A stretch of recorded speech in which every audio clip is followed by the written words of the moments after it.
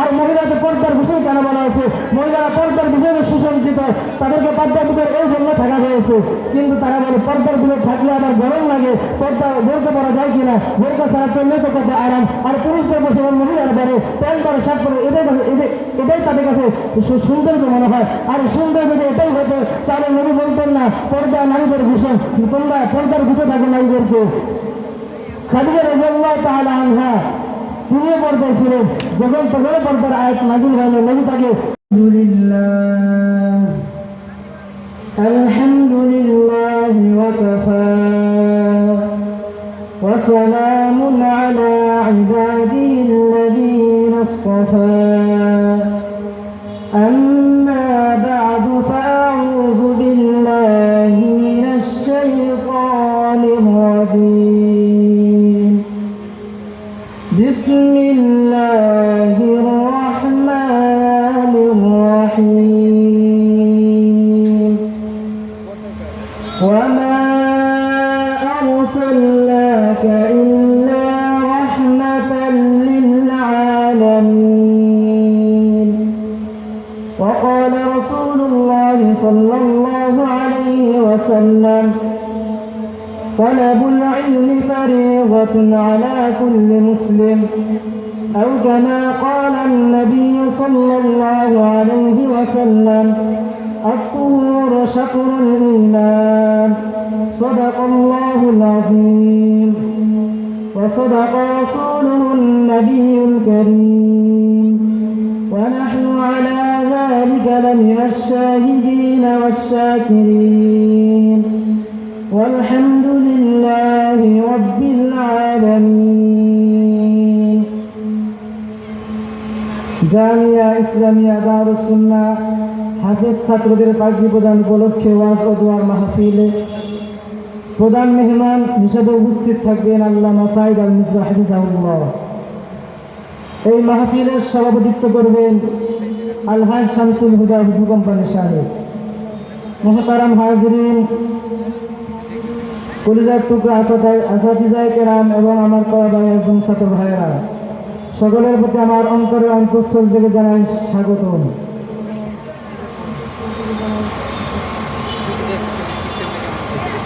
আমি রাসূল সাল্লাল্লাহু আলাইহি ওয়াসাল্লামের সিরাত সম্পর্কে তিনার ৬৩ বছরের জীবন থেকে কিছু আলোচনা করব। কারণ রাসূল সাল্লাল্লাহু আলাইহি ওয়াসাল্লামের ৬৩ বছর পুরো জীবনটাই ছিল আমাদের জন্য শিক্ষা। তিনি যেমন শিশু শিক্ষা ছিলেন, সামাজিক জীবনে, রাজনৈতিক জীবনে, বৈবাহিক জীবনে, ব্যবসায়িক জীবনে, সর্বক্ষেত্রে তিনি আমাদের জন্য শিক্ষা ছিলেন। এজন্য তিনার ৬৩ বছর জীবনে আলোচনা করতে কয়েক বছর লাগবে। আমার হাতে অতটুকু সময় নেই, সংক্ষিপ্তভাবে কিছু জায়গা থেকে কিছু আলোচনা করার প্রয়াস করাবো ইনশাআল্লাহ। রাসূল সাল্লাল্লাহু আলাইহি ওয়াসাল্লাম জন্মগ্রহণ করেছিলেন হযরত ঈসা নবী আলাইহিস সালাতু ওয়াস সালামের 570 বছর পর, অর্থাৎ 571 বছর, যে বছর হস্তি বাহিনী কাবা ঘরকে ভাঙচুর করার জন্য রওনা হয়েছিলেন এবং আল্লাহ তাআলা আবাবিলকৃত ছোট ছোট পাখি দ্বারা তাদেরকে ধ্বংস করে দিয়েছিলেন, যার বর্ণনা কোরআন শরীফেও রয়েছে সংক্ষিপ্তভাবে।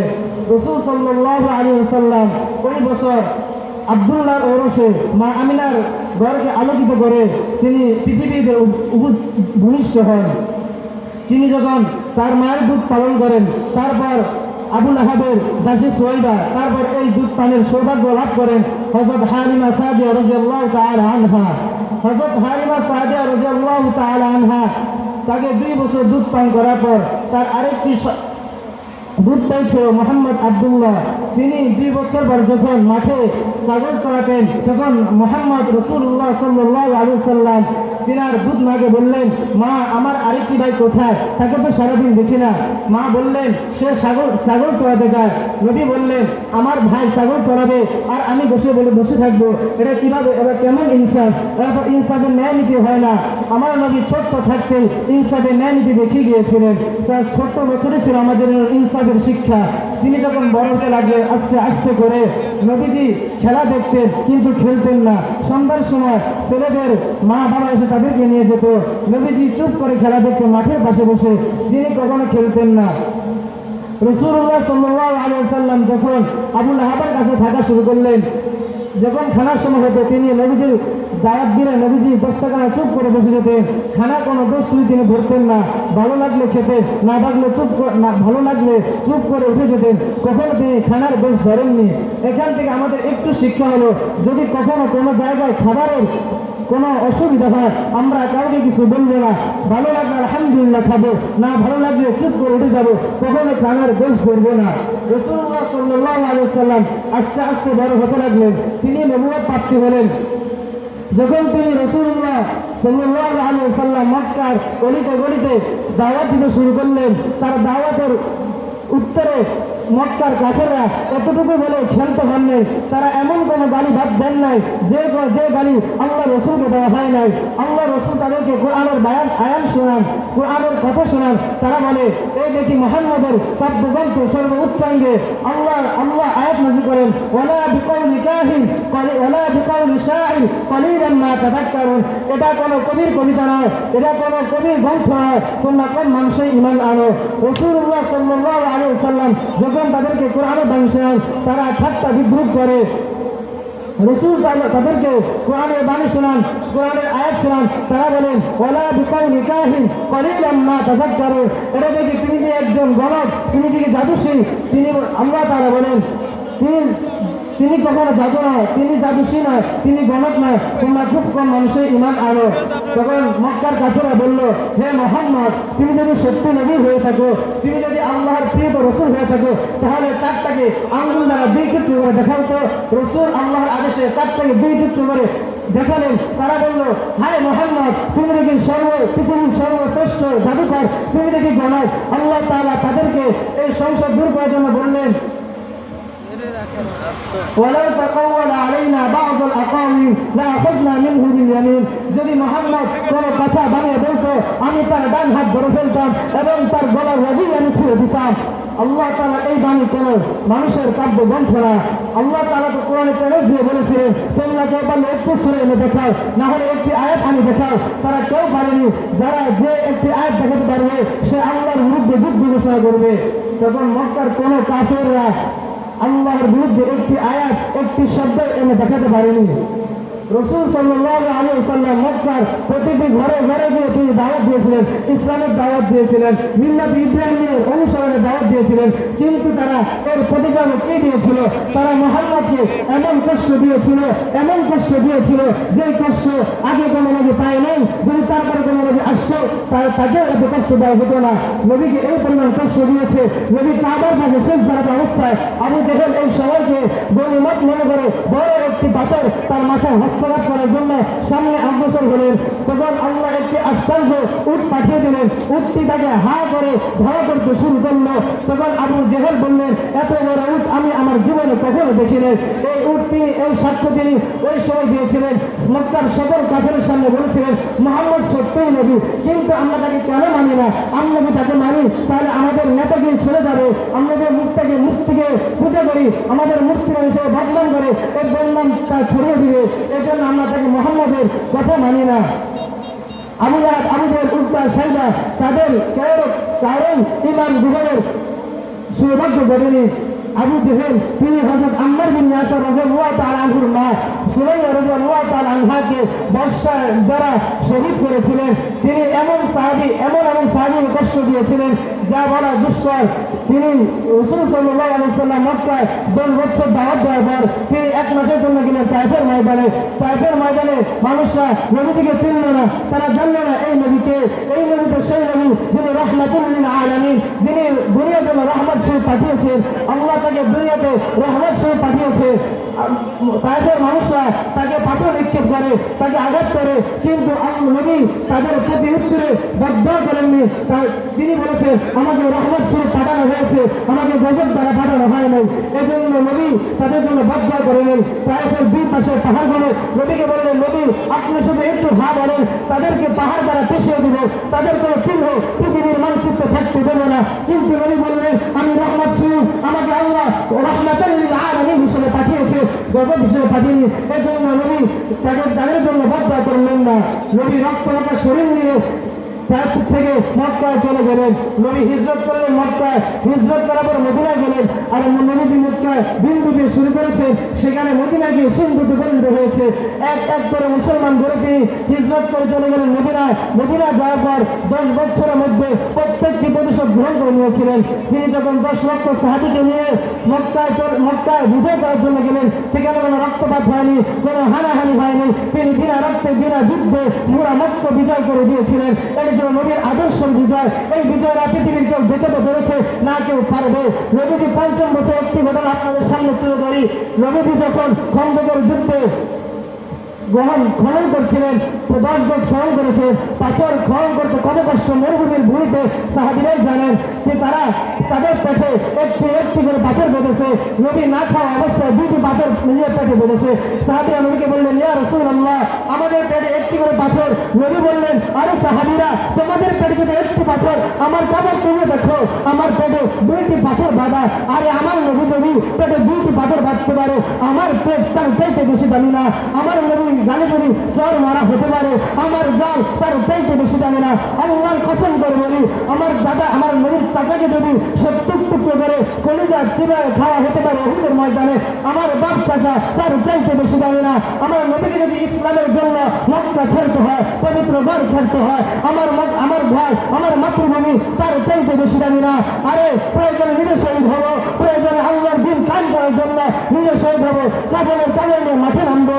এই কথা শপথ করে যাবেন যে আল্লাহর জমিনে কখনো আল্লাহর ধর্ম ইসলামকে বিলম্বিত হতে দেবে না। নারায়ে তাকবীর, আল্লাহু আকবার, নারায়ে তাকবীর, আল্লাহু আকবার। আমার নেতা, তোমার নেতা বিশ্বনবী মুস্তাফা রাসূল সাল্লাল্লাহু আলাইহি ওয়াসাল্লাম তার একটি হাদিস, আত-তুহুর শাতরুল ঈমান, লজ্জা ঈমানের অঙ্গ। এই হাদিসটি সর্ব অবস্থায় প্রচলিত, কিন্তু আজ সমাজের দিকে তাকিয়ে দেখেন লজ্জা মানুষ থেকে কত দূরে চলে গেছে। আমরা যদি বলে থাকি আরে লজ্জা ঈমানের অঙ্গ, তারা বলে লজ্জা আবার কিভাবে ঈমানের অঙ্গ হয়? আরে যার লজ্জা নাই কিভাবে এসেছে? যার লজ্জা চলে গেছে, তার কাছে বিপদ অতি নিকটে, তার কাছে বিপদ কিছুই মনে হয় না। যার লজ্জা নাই তার বিপদ অতি নিকটে। হায়া উসবাতুন মিনাল ঈমান, এই হাদিস থেকে আমাদের যে কত বড় শিক্ষা রয়েছে তার ন্যূনতম যার জ্ঞান রয়েছে তারা বুঝবে লজ্জা ঈমানের অঙ্গ। কোনো নারী যদি বদ্দা ছাড়া রাস্তায় বের হয়, আরে বদ্দা তো নারীর ভূষণ, বদ্দা নিয়ে নারী রাস্তায় বের হবে। যদি নারীদেরকে বলা হয় তোমরা কেন পর্দা করো না, তারা বলে আরে পর্দা তো আমার স্বাধীনতা, আমি পর্দা করবো কি করবো না, এটা আমার স্বাধীনতা। আরে এই যে স্বাধীন হয়েছে, স্বাধীনভাবে চলবো, স্বাধীনভাবে বলবো, এটাই তো আমার স্বাধীনতা। আর এটা যদি স্বাধীনতা হয়ে থাকে তাহলে আমরা বলি আমাদের বলার অধিকার আছে তোমাদেরকে পর্দার ভিতরে থাকার, কিন্তু তোমরা পর্দা থাকে না। আজ যারা নারীরা বেহায়াপনা অশ্লীলতা ছড়িয়ে পড়ছে, কেন? নারীদের কারণে আজ অশ্লীলতা বেহায়াপনা ছড়িয়ে পড়ছে। নারীরা যদি দর্শন হয় তাহলে বলে আমি দর্শন হয়েছি, পুরুষরা আমাকে দর্শন করেছে। কেন? তুমি বেহায়াপনা লজ্জা ছাড়া রাস্তায় বেরোচ্ছে, পর্দা ছাড়া, তোমার দিকে পুরুষটাকে আকৃষ্ট তো হবেই। আর মহিলাদের পর্দার বিষয় কেন বলা হয়েছে? মহিলারা পর্দার বিষয়ে সুসজ্জিত, তাদেরকে পর্দার ভিতরে এই জন্য থাকা হয়েছে। কিন্তু তারা বলে পর্দার ভিতরে থাকলে আবার গরম লাগে, পর্দা বোরকা পরা যায় কিনা, বোরকা ছাড়া চললে তো কত আরাম। আর পুরুষদের বসে মহিলারা বলে প্যান্ট পরে শার্ট পরে, এটাই তাদের কাছে সৌন্দর্য মনে হয়। আর সুন্দর যদি এটাই হতো তাহলে নবী বলতেন না পর্দা নারীদের ভূষণ, তোমরা পর্দার ভিতরে থাকো নারীদেরকে। খাদিজা রাদিয়াল্লাহু তাআলা আনহা তিনিও পর্দায় ছিলেন, যখন তখন পর্দার আয়াত নাযিল হলো, নবী তাকে ঘর থেকে বের হতে দিতেন না। একজন সাহাবী রাসূলের কাছে আসলো, তিনি অন্ধ সাহাবী ছিলেন। তখন আয়েশা রাদিয়াল্লাহু তাআলা আনহা তিনার সামনে এসে কথা বললেন। নবী বললেন তুমি ঘরে যাও। আয়েশা বললেন তিনি তো আমাকে দেখেন না। নবী বললেন তিনি তোমাকে না দেখলে তুমি মহিলা, তোমার কণ্ঠ বেশি তিনি শুনতে পারছেন। নবী তার কণ্ঠে পর্দা করেছে, তাকে ঘরে পাঠিয়ে দিয়েছে। ওই জন্য আমাদের সর্ব অবস্থা সর্ব মহিলাকে আমি বলে দিই তোমরা পর্দা করো, পর্দা নারীদের বিষয়। এইটা যদি একটু করে মানুষ করে দেখবে নিজেদের জীবন ফুলের মতো সৌন্দর্য হবে। দেখেন গোলাপ ফুলের পাপড়ি লাল, কিন্তু তার মধ্যে পুষ্প আছে, পুষ্প ছোট ছোট নরমের মতো। গোলাপ ফুল যখন বন্ধ হয়ে যায়, পুষ্পটা এবার আস্তে চাপিয়ে যায়, পুষ্পটা ভালো থাকে। আর যখন গোলাপ ফুল ছড়িয়ে যায়, পুষ্পটাকে ধুলে বাড়ি লাগে, পানি পড়ে, ময়লা পানি পড়ে, তখন গোলাপ ফুলটা গন্ধযুক্ত হয়ে যায়।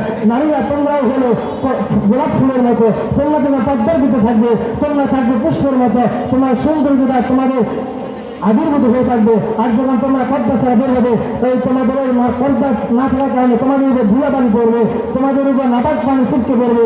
এবং তোমরা বুঝো না, আলেমরা বললেই বলে, আলেমরা বেশি লাফালাফি করে। কারণ আলেমরা কেন বলে? আলেমরা এই কথা বলার অধিকার রাখে নাকি যে আমরা মানুষ, মহিলা আমরা তো চাইলে যেভাবে ইচ্ছা সেভাবে। আর মহিলা তোমরা যদি বুঝে না, মহিলারা একটু কম নিয়ে বুঝে, কারণ মহিলাদেরকে পুরুষের বাঁকা হাত দিয়ে বানানো হয়েছে, এখানে একটু বাঁকাই থাকে তারা। এই জন্য হাস্যকরভাবে বলতে হয়, মহিলাকে বুঝে না, আরে আমাদেরকে পর্দা থাকতে বলে কেন? তোমরা বুঝবে না, যেদিন বুঝবে সেদিন তো বলবা আহা যদি থাকতাম তাহলে কতই না ভালো হতো। এতটুকু থেকে পর্দার হিসাব আলোচনা হয়েছে। সামনে আসে রাসূল সাল্লাল্লাহু আলাইহি ওয়াসাল্লাম তিনার গুণকে, তিনাকে নিয়ে যারা কটূক্তি করেন, তিনাকে নিয়ে যারা কথা বলেন, বাজে কথা বলেন, তাদেরকে এতটুকু বলে রাখি, যদি তোমাদের ন্যূনতম কমন সেন্স থাকে, তোমরা একথা কখনো বলতে পারো না। আর যেখানে আবু লাহাব, উতবা, সাইবা, আবু সুফিয়ান, কায়সার ও কিসরার সামনে বলেছে নবীর চরিত্র সম্পর্কে কেউ কথা বলে না, নবীর চরিত্র সম্পর্কে আবু সুফিয়ান, কিসরার সামনে সম্পৃক্ত দিয়েছে, কারণ নবীর চরিত্র জানে তারা দেখেছে সচক্ষে।